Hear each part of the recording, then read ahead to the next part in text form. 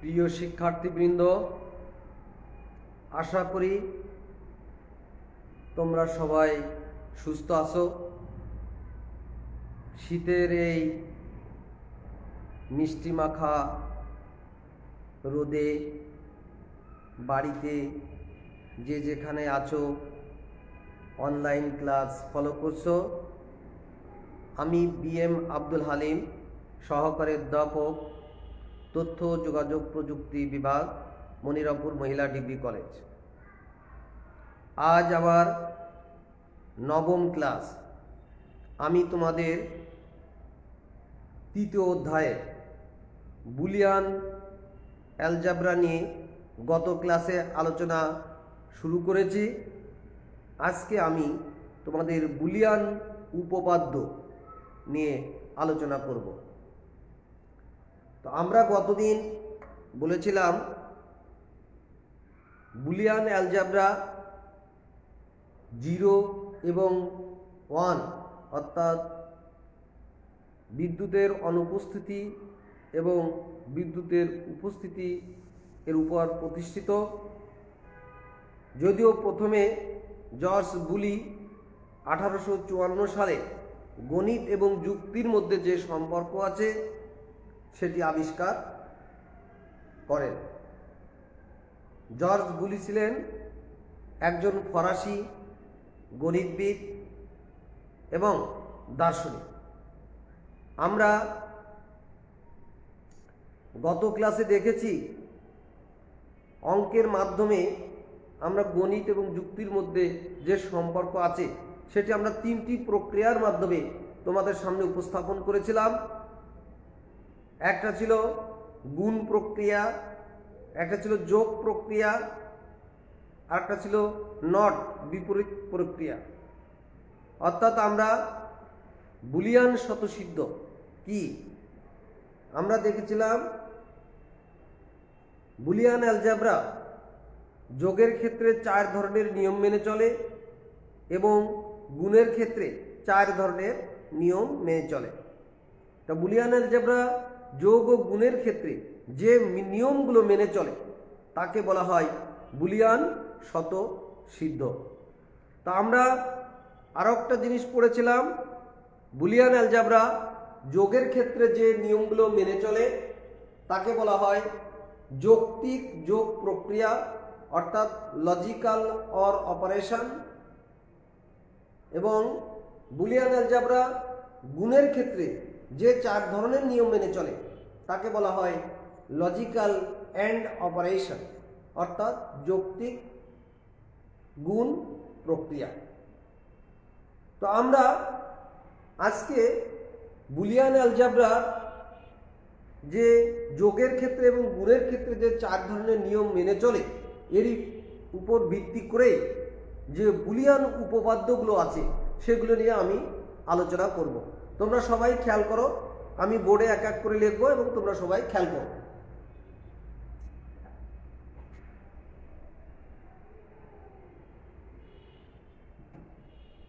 Boolean উপপাদ্য।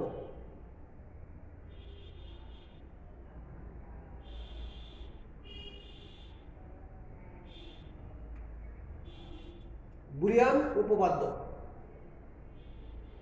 আমরা গত ক্লাসে আলোচনা করেছিলাম গুণ প্রক্রিয়ার সাথে জড়িত অর্থাৎ অ্যান্ড অপারেশন, আর একটা হচ্ছে যোগ প্রক্রিয়ার সাথে জড়িত অর অপারেশন, আর একটা হচ্ছে বিপরীত বা পুরো অর্থাৎ নট অপারেশন।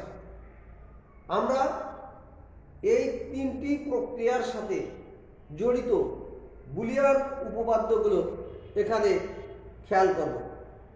আমি প্রথমে বুলিয়ান উপপাদ্যের 9টি মৌলিক উপপাদ্য আছে সেগুলো আমি প্রথমে তোমাদের দেখাবো।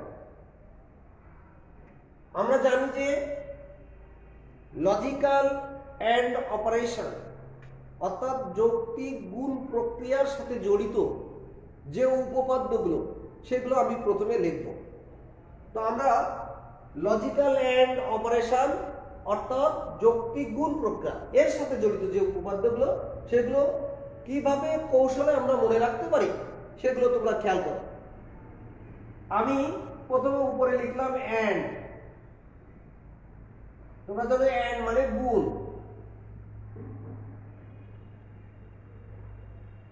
আমরা প্রথমে উপর থেকে নিচের দিকে 4টি এ লিখবো।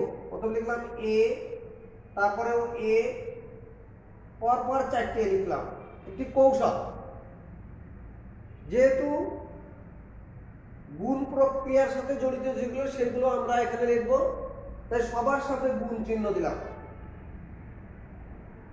তোমরা জানো যে বাইনারি সংখ্যা পদ্ধতির মৌলিক অঙ্ক দুটি, 0 এবং 1। তাহলে আমরা প্রথমটার সাথে 0 গুণ করে লিখলাম, তারপর এটার সাথে 1, তারপর এটার সাথে যা আছে অক্ষর এ, এই লিখলাম, তারপর লিখলাম এ আছে এর বার লিখলাম, সবার সামনে সমান সমান চিহ্ন দিলাম। এখন আমরা এগুলোর ফলাফল লিখব। আমরা যদি এর সাথে 0 গুণ করি তাহলে কি হয়? সাধারণভাবে 0 হয়। এর সাথে যদি 1 গুণ করি তাহলে কি হবে? এ হবে। দুটো এ গুণ করলে বুলিয়ান উপপাদ্য অনুসারে একটা এ হবে। সাধারণত বীজগণিতে যদি আমরা অঙ্ক করি এর সাথে এ গুণ করলে কি হয়? এ স্কয়ার। কিন্তু এখানে বুলিয়ান উপপাদ্যে কি হবে? দুটো এ গুণ করলে হবে একটাই। তারপরে এ ইন্টু এ বার, এটা গুণ করলে হয় 0। আমরা এগুলো কিন্তু প্রমাণ করে দেখাতে পারি। একইভাবে আমরা অর প্রক্রিয়ার সাথে যেগুলো জড়িত, অর প্রক্রিয়া অর্থাৎ যোগ প্রক্রিয়ার সাথে যেগুলো জড়িত,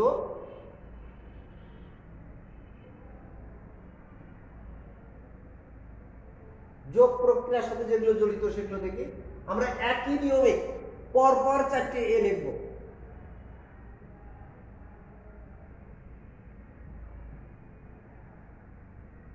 সবার সামনে যোগ চিহ্ন দিলাম, যেহেতু যোগ প্রক্রিয়ার সাথে জড়িত। একই সিস্টেমে আমরা প্রথমটার সাথে 0 যোগ করলাম, পরেরটার সাথে 1 যোগ করলাম, পরেরটার সাথে এ যোগ করলাম, তারপর এটার সাথে এ বার যোগ করলাম। এটা মনে রাখার একটা কৌশল। সবার সামনে সমান সমান চিহ্ন দিলাম। তাহলে আমরা দেখি প্রথমটা কি? এর সাথে 0 যোগ করা আছে, তাহলে ফলাফল কি হবে? এ। এর সাথে 1 যোগ করলে কি হবে? এইখানে একটু ব্যতিক্রম আছে, 1 হবে। দুটো এ যোগ করলে হবে একটাই। এখানে দেখো দুটো এ গুণ করলে হয়েছে একটা এ, আবার দুটো এ যদি যোগ করা হয় তাহলেও হবে একটা এ। তারপর হচ্ছে কি? এ প্লাস এ বার সমান সমান অন। দেখো এ ইন্টু এ বার মানে 0, কিন্তু যখন যোগ করা হবে এর সাথে এ বার যোগ করা হবে তখন হবে 1। দেখো একই অক্ষর, এখানেও এ, এখানেও এ বার, এখানে এ খালি আর এখানে এর মাথায় বার, তাহলে এ যোগ এ বার সমান সমান কি হবে? অন। আর যখন আমরা এর সাথে এ বার গুণ করব তখন কি হবে? 0। তাহলে দেখো এখানে আমরা গুণ প্রক্রিয়ার সাথে জড়িত 4টি উপপাদ্য পেয়েছি এবং যোগ প্রক্রিয়ার সাথে জড়িত 4টি উপপাদ্য পেয়েছি। তাহলে 4 আর 4 8। এবার আমরা নট প্রক্রিয়া অর্থাৎ পুরো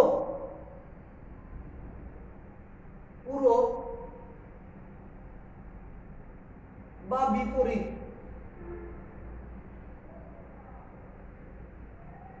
বিপরীত এর মাথায় ডবল বার দাও, কি হবে? এই বারে বারে কেটে যায়, শুধু এ থাকবে।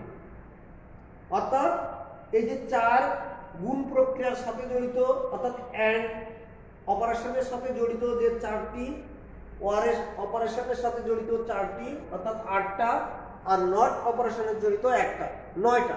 এই 9টিকে মৌলিক উপপাদ্য বলা হয়। তাহলে আমরা মোটামুটি বুলিয়ান উপপাদ্য, আমরা 23টি বুলিয়ান উপপাদ্য নিয়ে আলোচনা করব। এই 23টা বুলিয়ান উপপাদ্য পড়লে আমাদের যে বুলিয়ান অ্যালজেব্রা সরলীকরণ করতে হবে আমরা মোটামুটি সেগুলো কমপ্লিট করতে পারবো আমাদের সিলেবাস অনুযায়ী। তো আমরা 23টি উপপাদ্যের ভিতরে আমরা অলরেডি 9টা উপপাদ্য কমপ্লিট করে ফেলেছি।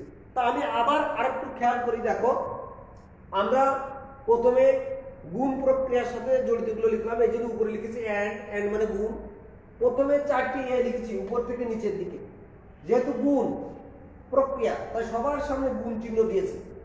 তারপরে কি করেছি, প্রথমটার সাথে আমরা 0 গুণ করেছি, কারণ বাইনারি সংখ্যা পদ্ধতির মৌলিক দুটো অঙ্ক 0 এবং 1, তাই প্রথমে 0 গুণ করেছি প্রথমটার সাথে, তারপর একটার সাথে 1 গুণ করেছি, তারপর একটার সাথে যা আছে তাই গুণ করেছি, অর্থাৎ এ আছে এ গুণ করেছি, তারপর একটার সাথে কি করেছি, এর সাথে এর বিপরীত অর্থাৎ এ বার গুণ করেছি।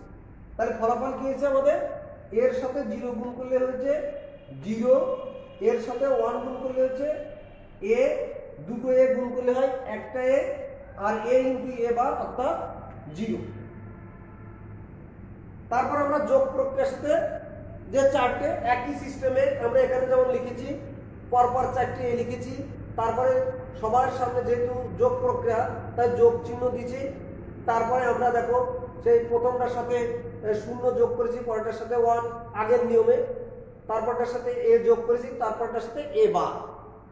তাহলে এখানে একটা মজার বিষয় আছে, দেখো যে গুণ প্রক্রিয়ার সাথে এর সাথে এ গুণ করলে হয় একটাই, আর যোগ প্রক্রিয়ায় এর সাথে এ যোগ করলে হয় একটাই।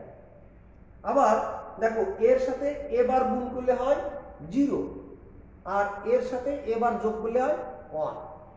তাহলে আমাদের মনে রাখতে হবে, দেখো এখানে গুণ প্রক্রিয়ার সাথে দুটোর উত্তর রয়েছে এ আর দুটো রয়েছে 0, আর যোগ প্রক্রিয়ার সাথে জড়িত যে 4টি তার দুটোর উত্তর রয়েছে 1 আর দুটোর উত্তর রয়েছে এ। তাহলে এইভাবে আমরা অ্যান্ড, অর এবং নট প্রক্রিয়ার সাথে অর্থাৎ গুণ, যোগ এবং পূরক প্রক্রিয়ার সাথে জড়িত যে 9টি উপপাদ্য এখানে দেখালাম, এই 9টি মৌলিক উপপাদ্যকে বলা হয় মৌলিক উপপাদ্য। তাহলে আমরা 23টি উপপাদ্যের ভিতরে আমরা 9টা উপপাদ্য দেখলাম এবং এগুলো মনে রাখার কৌশল হিসেবে আমরা সবই ব্যবহার করলাম। আসলে আমাদের এই সব মুখস্থ করতে হবে, কিন্তু কৌশল হিসেবে মনে রাখতে হবে এই কৌশলে। তাহলে এরপরে আমরা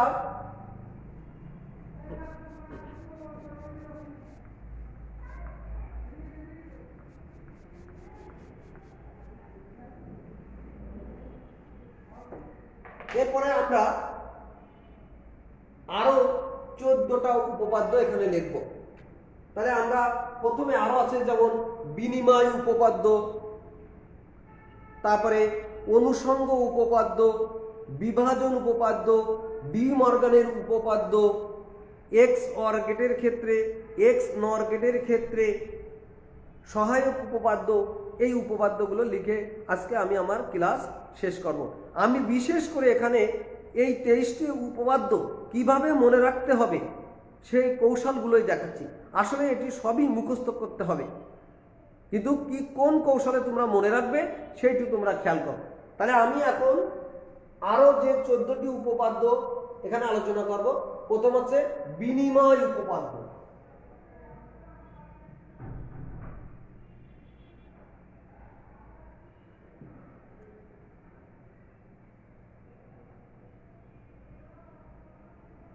বিনিময় উপপাদ্য আমরা প্রথমে যোগ প্রক্রিয়ার সাথে দেখি। তোমরা জানো যে বিনিময় দুইজন ছাড়া তো বিনিময় হয় না। তা মনে করে এ একজন আর বি একজন, তাহলে আমরা যোগের প্রক্রিয়ার সাথে দেখি এ যোগ বি সমান সমান দাও যে বি যোগ এ। দেখো স্থান বিনিময় করেছে, এখানে এ আছে প্রথমে, বি আছে দ্বিতীয় স্থান, সমান সমান চিহ্নের পরে দেখো বি প্রথম স্থানে এবং এ দ্বিতীয় স্থানে চলে গেছে, তার মানে জায়গা বিনিময় করেছে। এটা হচ্ছে বিনিময় উপপাদ্য। একইভাবে আমরা গুণ প্রক্রিয়ার সাথে যদি দেখি এ ইন্টু বি, তাহলে লেখা যায় কি বি ইন্টু এ, বিনিময় উপপাদ্য। এবার আমরা দেখব অনুষঙ্গ।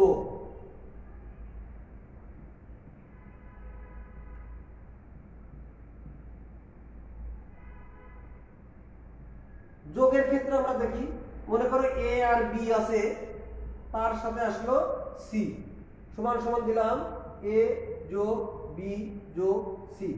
মনে রাখার কৌশল হিসেবে তোমরা খেয়াল করো যে এই সমান সমানের গা ঘেঁষে যে দুটো আছে সেই দুটো ফার্স্ট ব্র্যাকেট দিয়ে ঘিরে দিতে হবে।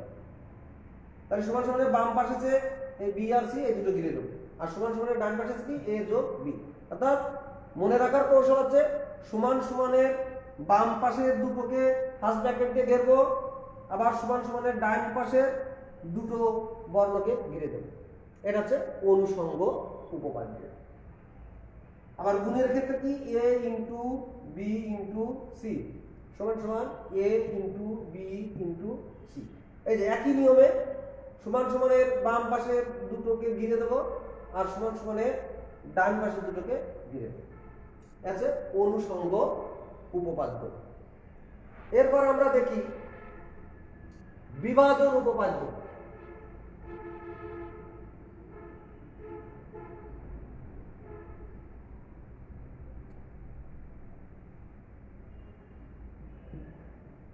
আমরা প্রথমে যোগ প্রক্রিয়াটার সাথে দেখব।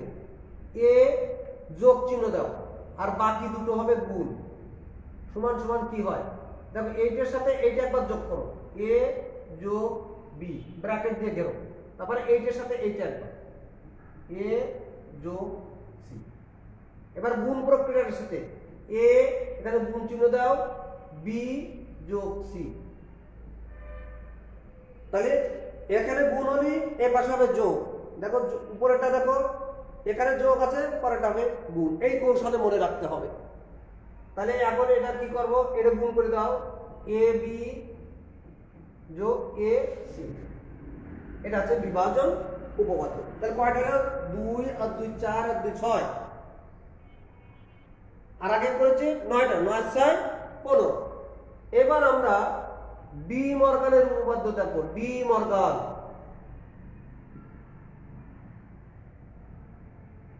ডি মর্গানের উপপাদ্য একটা আছে যোগের ক্ষেত্রে এ যোগ বি হোল বার, এই দুটো মিলে বার দেখাতে বলা হয় হোল বার। এ প্লাস বি হোল বার সমান সমান কি দেখো, এই বারটাকে আমরা দুটোর মাথায় ভাগ করে দেব। যখন ভাগ করব তখন এই মাঝখানের এদের সম্পর্ক যোগ, এটা গুণ হয়ে যাবে, উল্টে যাবে। তাহলে এর মাথায় বার আলাদা করে দিলাম, যোগের জায়গায় গুণ হবে, বির মাথায় বার দিয়ে দিলাম।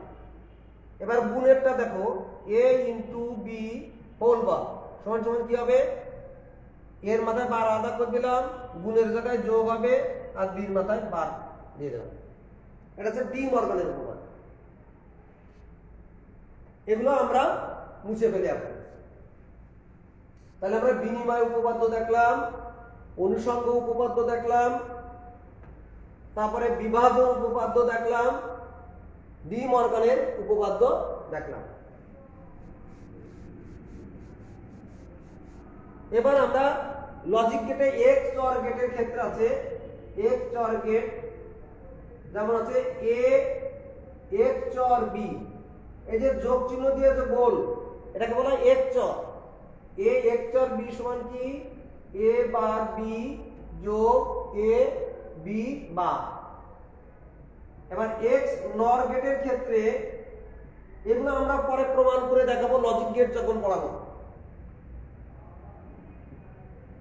এ এক্স অর বি, যেহেতু এক্স নর গেট এখানে নট আছে তাই এর মাথায় বার হবে, তাহলে কি হবে এ বার বি বার যোগ এ।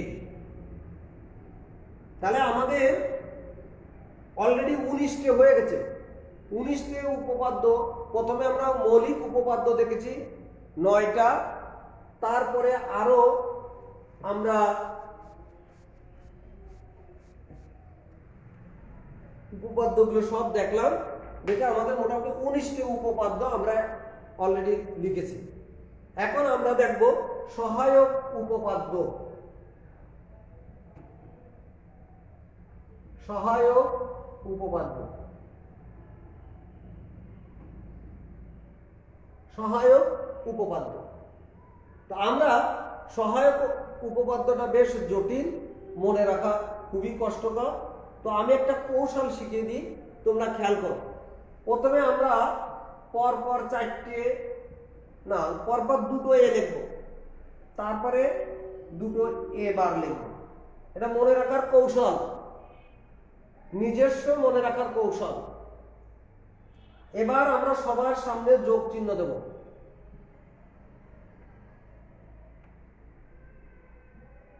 দিয়ে আমরা সবার সাথে এ বি যোগ করে দেব।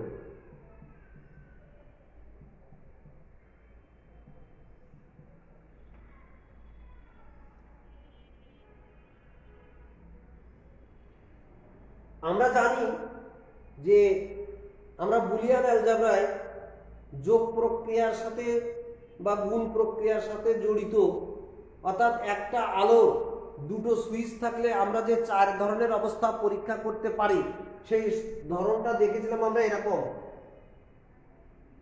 একটা সুইচ অফ, এই সুইচটাও অফ, মনে করো দুটো সুইচ এ আর বি, এই সুইচটা অফ, এই সুইচটা অফ, এই সুইচটা অফ, এই সুইচটা অন, এই সুইচটা অন, এই সুইচটা অফ, এই সুইচটা অন, এই সুইচটা অন।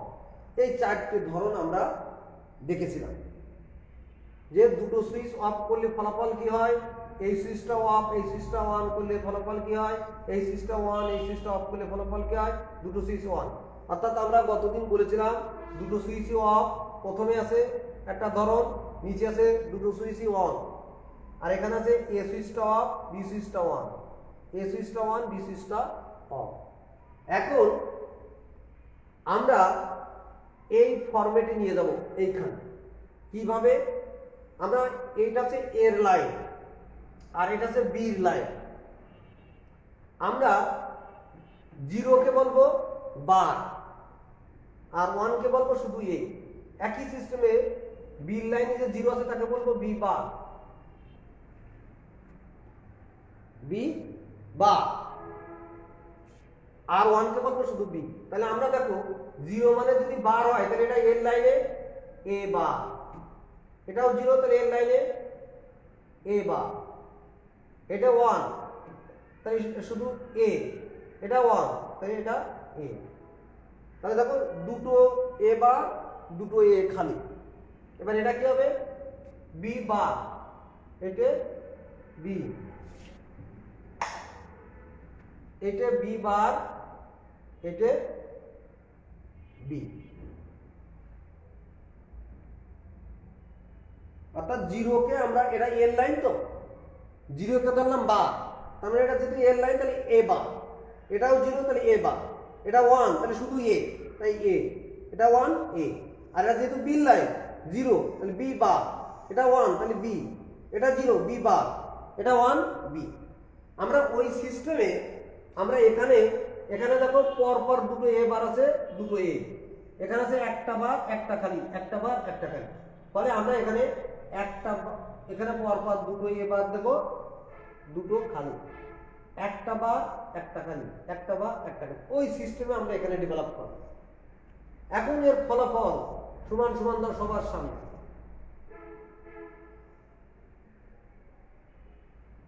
আমরা জাস্ট মনে রাখার কৌশল, সহায়ক উপপাদ্য কিভাবে তুমি মনে রাখবা বা কিভাবে পরীক্ষার খাতায় লিখবে। এখানে দেখো একটা এর লাইন, এটাও এর লাইন, এটা বির লাইন, তাই না? তাহলে এখানে আমরা এই মাঝখানের লাইনটা উঠাই দেব, যেহেতু এর লাইন দুটা তাই আমরা মাঝখানের লাইনটা উঠাই দেব।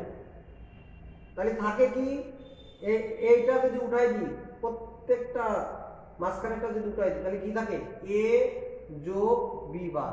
দেখো এখানে এ যোগ এ বার উঠে গেল, তাহলে থাকে বি বার, এ যোগ বি বার। এটা কি থাকে, এ যোগ বি, এ যোগ বি।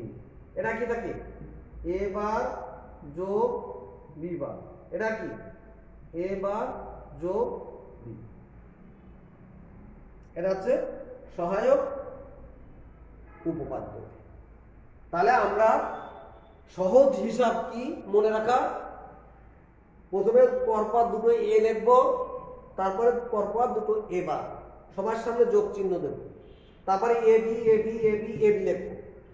লেখার পরে দুটোর মাথায় বার, দুটো খালি, একটার মাথায় বার, একটা খালি, একটার মাথায় বার, একটা খালি। এবারে মাঝখানে লাইনটা উঠাই দেবো, দিলে কি থাকে এ যোগ বি বার, এ যোগ বি বার, এ যোগ বি, এ যোগ বি, এবার যোগ বি বার, এবার যোগ বি বার, এবার যোগ বি, এবার যোগ বি। তাহলে আমাদের এই চারটি দিয়ে মোট কি হলো 23টে উপপাদ্য আমরা আজকে দেখলাম। তা আমি দেখো এটা তোমাদের আরো একটু সহজ করে লিখে দিই। কি লিখবো? সহায়ক উপপাদ্য। দেখো কিভাবে দ্রুত লেখা যায়। দুটো এ, দুটো এ বার, সবার সামনে যোগ চিহ্ন দিলাম। এবার লিখবো এ বি, এ বি, সবার সামনে একই জিনিস এ বি, এ বি। এবার সমান সমান চিহ্ন দাও। এবার কি করব? দুটো বার, দুটো খালি, একটা বার, একটা খালি, একটা বার, একটা খালি। এবার আমরা মাঝখানে লাইন উঠাই দেব। কি হবে?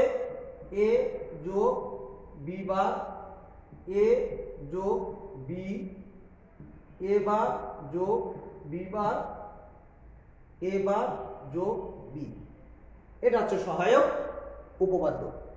তাহলে আমরা আজকে বুলিয়ান উপপাদ্য অর্থাৎ 23টি বুলিয়ান উপপাদ্য আমরা কিভাবে কৌশলে আমরা মনে রাখতে পারবো সেই কৌশলগুলো দেখালাম এবং মুখস্থ করতে হবে। আর এই বুলিয়ান উপপাদ্যের আলোকে আগামী দিন আমরা বুলিয়ান অ্যালজেব্রা সরল করব।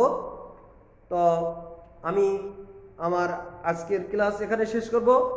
যাওয়ার আগে তোমরা সবাই মাস্ক ব্যবহার করবে, কারণ ধীরে ধীরে আমাদের দেশে এবং বাইরের দেশগুলোতেও কিন্তু করোনা রোগীর সংখ্যা বেড়ে চলেছে।